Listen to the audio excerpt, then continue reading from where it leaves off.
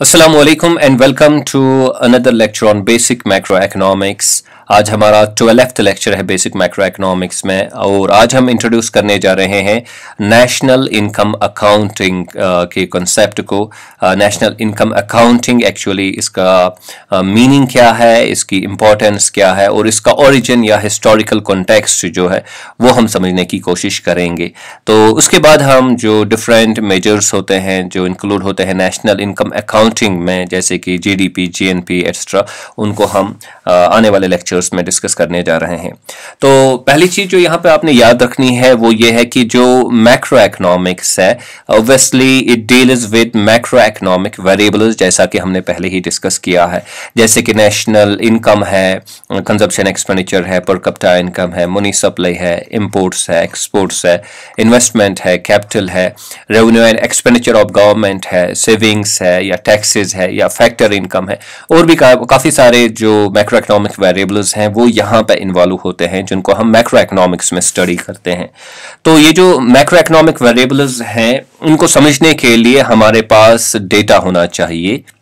Data होना हमारे लिए लाजमी है और डेटा होने के लिए हमें मेथड्स एंड टेक्निक्स जो है वो मालूम होनी चाहिए या उनको हमने डेवलप करना होगा अगर हम डेटा को सही तरीके से कलेक्ट करें या इसका इस्तेमाल करें। तो अब ये करने के लिए हमें एजेंसीज की ज़रूरत पड़ती है या फिर इंस्टीट्यूशंस की ज़रूरत पड़ती है जो कि इन मेथड्स और टेक्निक्स को एम्प्लॉय करके यूज़ करके डेटा हमारा कलेक्ट करेंगे मैक्रो इकोनॉमिक वेरिएबल्स के बारे में, ताकि हम मैक्रो इकोनॉमिक्स को अंडरस्टैंड कर पाएं।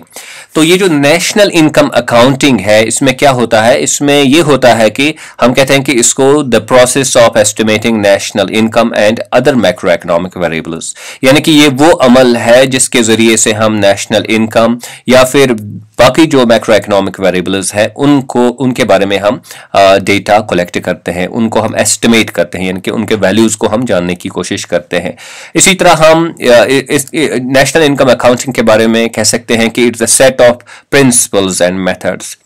प्रिंसिपल्स और मेथड्स इसमें इन्वॉल्व हो जाते हैं जिनके जरिए से हम मेजर करते हैं नेशनल इनकम को या प्रोडक्शन को या फिर बाकी जो मैक्रो इकोनॉमिक वेरिएबल्स हैं। हम इसके बारे में ये भी कह सकते हैं कि ये एक गवर्नमेंट बुक कीपिंग सिस्टम है, गवर्नमेंट बुक कीपिंग सिस्टम है जिसके जरिए से एक मुल्क की जो इकोनॉमिक एक्टिविटीज है उनको मेजर किया जाता है। तो इस तरीके से हम ये समझ सकते हैं, जाहिर सी बात है, तो ये फिर ब्रांच ऑफ मैक्रो इकोनॉमिक्स है बिकॉज ऑब्वियसली इसका फोकस तो मैक्रो इकोनॉमिक वेरिएबल्स को मेजर करना है। तो अगर आप देखेंगे britannica.com में वहां बताया गया है कि नेशनल इनकम अकाउंटिंग जो है ये है a set of principles and methods, यानी कि इसमें कुछ उसूल इन्वॉल्व होते हैं, तरीके इन्वॉल्व होते हैं, किसके लिए, used to measure income and production of an economy. Income को मेजर करने के लिए एक इकोनॉमी में या इसमें जो प्रोडक्शन होती है तो उसको मेजर करने के लिए जो मेथड्स और प्रिंसिपल्स यूज होते हैं तो उसको हम कहते हैं नेशनल इनकम अकाउंटिंग। तो ये रही बात मीनिंग की। अब हम आते हैं इसकी इंपॉर्टेंस की, यानी कि नेशनल इनकम अकाउंटिंग इंपॉर्टेंट क्यों है। तो कुछ रीजंस हम यहाँ पे डिस्कस करेंगे। तो सबसे पहला रीजन जाहिर सी बात है कि हमने मेजर करना होता है मैक्रो इकोनॉमिक वेरिएबल्स और इनको हम जो है मेजर करते हैं वो नेशनल इनकम अकाउंटिंग के प्रिंसिपल्स के तहत इनको मेजर किया जाता है, इनके वैल्यूज को देखा जाता है। तो इसलिए नेशनल इनकम अकाउंटिंग जो है ये इंपॉर्टेंट बनती है। रिलेशनशिप बिटवीन वेरिएबल्स या बिहेवियर ऑफ एन इकोनॉमी, तो जाहिर सी बात है जो डिफरेंट मैक्रो इकोनॉमिक वेरिएबल्स होते हैं उनके दरमियान रिलेशनशिप्स होती हैं, यानी कि जो न्यूमेरिकल वैल्यूज उनके होते हैं वो एक दूसरे के साथ जो है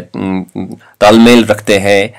वो चेंज होते हैं एक दूसरे के साथ, तो वो हमें समझ आती है वो बात। और उसके जरिए से कौन सा वेरिएबल किस दूसरे वेरिएबल के साथ जुड़ा हुआ है, तो वो बात हमें समझ आती है, यानी कि हम मैक्रो इकोनॉमी जो है या इकोनॉमी जो है इसका बिहेवियर हम अंडरस्टैंड कर पाते हैं जब हमारे पास नेशनल इनकम अकाउंटिंग होगी, यानी कि ये प्रिंसिपल्स एंड मेथड्स होंगे मैक्रो इकोनॉमिक वेरिएबल्स को मेजर करने के लिए। एक इकोनॉमी की अगर हमने परफॉर्मेंस देखनी हो तो हमें मैक्रो इकोनॉमिक वेरिएबल्स जो इसके होते हैं, जैसे कि नेशनल इनकम है, पर कैपिटा इनकम है, सेविंग है, कैपिटल है, तो इसके बारे में हमें जो है इसके एस्टिमेट्स हमारे पास होने चाहिए, अदाद शुमार इसके हमारे पास होने चाहिए, तो तब जाके हम एक इकोनॉमी की परफॉर्मेंस को जांच सकते हैं, पहचान सकते हैं। इसी तरह जो इक्विलिब्रियम डिटरमाइन होता है नेशनल इनकम का एक इकोनॉमी के लिए, तो उसमें या उस चीज को समझने के लिए हमारे लिए नेशनल इनकम अकाउंटिंग काफी ज्यादा जरूरी है, क्योंकि इसी के जरिए से हम मैक्रो इकोनॉमिक वेरिएबल्स को मेजर करते हैं और उनके दरमियान जो रिलेशनशिप्स हैं उनको भी हम उसी के जरिए से मेजर करते हैं। एक इकोनॉमी में कितनी ग्रोथ होती है, कितनी फ्लक्चुएशंस होती हैं, यानी कि अप डाउन कितने होते हैं एक इकोनॉमी में, तो वो बात भी हमें पता चलती है जब हम नेशनल इनकम अकाउंटिंग के प्रिंसिपल्स को जानते हैं, इस साइंस को हम समझते हैं। तो स्टैंडर्ड ऑफ लिविंग एक इकोनॉमी में कितना है ये तब पता चलेगा जब आपको मालूम होगा कि नेशनल इनकम कितनी है, पर कैपिटा इनकम कितनी है, और बाकी दीगर जो मैक्रो इकोनॉमिक वेरिएबल्स हैं उनके मेजरमेंट जब हमारे पास होंगे तो तब हम ये कर पाएंगे। इसलिए नेशनल इनकम अकाउंटिंग ज़रूरी है, क्योंकि उसी में हम ये सब चीज़ें जानते हैं। पॉलिसी फॉर्मुलेशन होगी ये देख के कि हमारे मैक्रो इकोनॉमिक वेरिएबल्स कैसे परफॉर्म कर रहे हैं, कौन से मैक्रो इकोनॉमिक वेरिएबल्स ज़रूरी है हमारे लिए, किन में इम्प्रूवमेंट लाना है, तो वो सब तब पता चलेगा जब हमारे पास एस्टिमेट्स होंगे, जब हमारे पास वैल्यूज़ होंगे मैक्रो इकोनॉमिक वेरिएबल्स के बारे में। तो we can do that when we are when we are following the science of national income accounting or this technique of national income accounting। और finally international comparisons जो होते हैं, for example Indian economy और US economy में क्या difference है, या Indian economy और चाइनाज इकोनॉमी में क्या डिफरेंस है, तो ये तब हमें पता चलता है जब हमारे पास नेशनल इनकम और दीगर जो मैक्रो वेरिएबल्स हैं उनके एस्टिमेट्स जब हमारे पास होंगे, उनके मेजरमेंट्स जब हमारे पास होंगे, तब जाके हम कंपैरिजन कर पाएंगे बिटवीन डिफरेंट इकोनॉमीज। जैसे कि पर कैपिटा इनकम है, हमारी per capita income right here in India यहाँ पे कितनी है, फिर चाइना में कितनी है, थाईलैंड में कितनी है, जर्मनी में कितनी है, यूएस में कितनी है, so on and so fourth. तो ये तब पता चलेगा जब हमारे पास पर कैपिटा इनकम का मेजरमेंट अवेलेबल होगा एक कंट्री में या अक्रॉस द कंट्रीज। अब आते हैं ओरिजिन पे या हिस्ट्री पे, जो नेशनल इनकम अकाउंटिंग की हिस्ट्री है। तो सबसे पहले 1665 में एक सर विलियम पेटी थे, तो इनका ताल्लुक इकोनॉमिक्स के साथ ही है। उन्होंने नेशनल इनकम को मेजर किया, एस्टिमेट इसका किया इन जो ग्रेट ब्रिटेन है वहाँ पे, और फिर इसी मुल्क में ग्रेगोरी किंग ने ब्रेक डाउन किया नेशनल इनकम को और एग्रीगेट फिगर्स जो है उनको डेवलप किया, नेशनल सेविंग के जो एस्टिमेट्स हैं उनको सामने लाया, फिर distribution of these among social and occupational classes जो है वो मेजरमेंट्स हमारे सामने रखें। So the point here is कि इन्होंने काफ़ी सारे जो मैक्रो वेरिएबल्स हैं या मैक्रो इकोनॉमिक वेरिएबल्स हैं उनके एस्टिमेट्स को जो है सामने लाया, यानी कि प्रोसीजर्स डेवलप किए और उनके एस्टिमेट्स जो है वो डेवलप किए। तो इसलिए ये भी एक माइलस्टोन आता है इसमें, जो नेशनल इनकम अकाउंटिंग की हिस्ट्री है या इसका ओरिजिन है। और फिर जो last quarter of 17th century है, फ्रांस में भी कुछ जो है एस्टिमेट्स हुए नेशनल इनकम के, और ये पहले एस्टिमेट्स थे फ्रांस में नेशनल इनकम के। 1843 में यूएसए में एक जॉर्ज टकर थे, उन्होंने भी एस्टिमेट करने की कोशिश की, एस्टिमेट्स डेवलप किए नेशनल इनकम के। फिर हम ये देखते हैं कि बाई 1918 यानी कि 1918 तक पोजीशन अब ऐसी थी कि तकरीबन 13 कंट्रीज में पहले ही नेशनल इनकम एस्टिमेट्स जो है वो पब्लिश किए जाते थे, और 1939 में 33 कंट्रीज में जो है वो पब्लिश किए जाते थे। अब यहाँ पे ये बात याद रखनी है कि इसमें जो एक बड़ा रूल जो सामने आ गया, जिसकी वजह से ये नेशनल इनकम अकाउंटिंग का साइंस जो है इसने बड़ी तरक्की की, इसके पीछे जो वजूहात थे उसमें हमारा ग्रेट डिप्रेशन आता है, जिसके बारे में हमने थोड़ा स्टडी किया है पहले ही, जो 1929 में यूएसए में स्टार्ट हुआ। तो इसमें क्या हुआ कि जो हमारी इकॉनमी है, हम कह सकते हैं कि जो मैक्रो इकोनॉमी हमारी है, तो वो डिसफंक्शनल किसी तरीके से हम कह सकते हो गई, और जो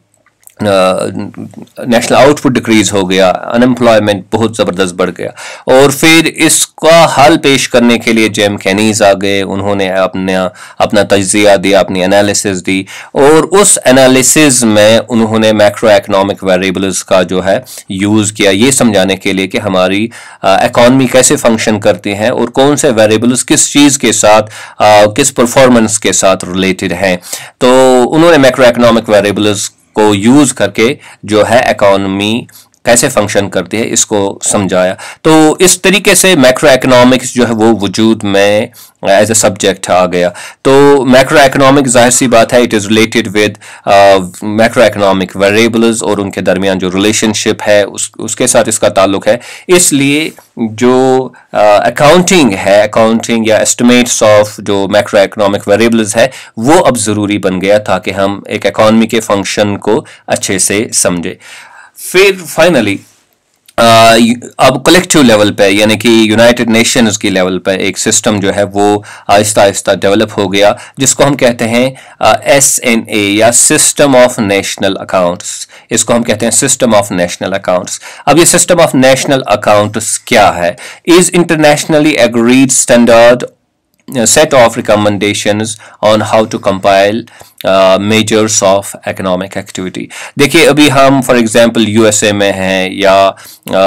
यूके में है, या जर्मनी में है, या इंडिया में है, या चाइना में है, राइट। अब ये अपने तरीके से कंपाइल करेंगे,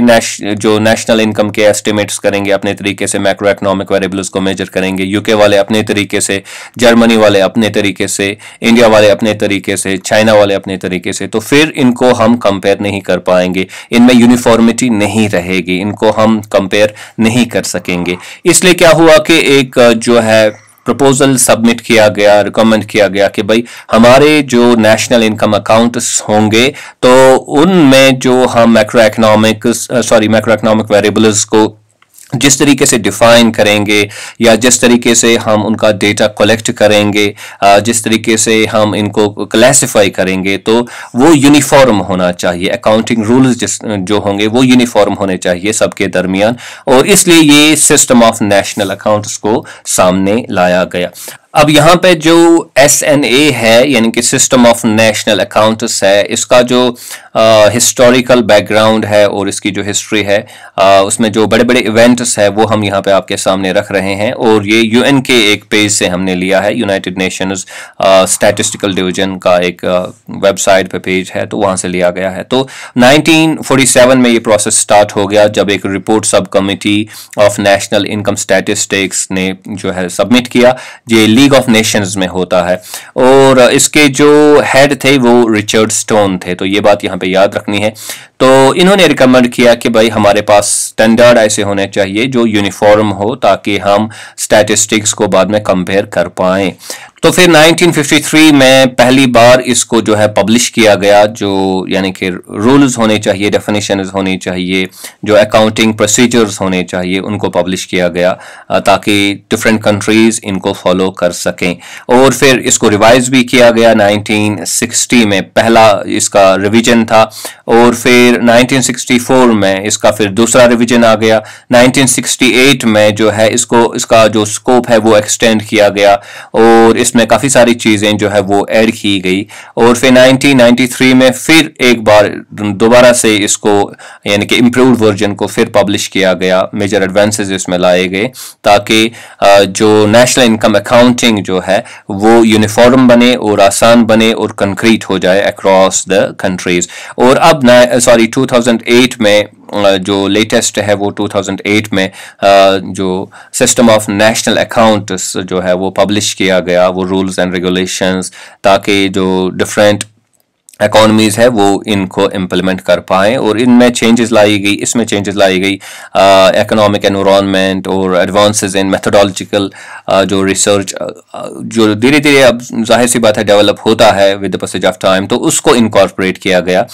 in this version of SNA। तो आई होप कि आपने ये टॉपिक अच्छे से समझा होगा कि नेशनल इनकम अकाउंट हम किसे कहते हैं और इसको हम कैसे, इसकी मीनिंग हम कैसे निकालेंगे, इसका मीनिंग हम क्या देंगे और फिर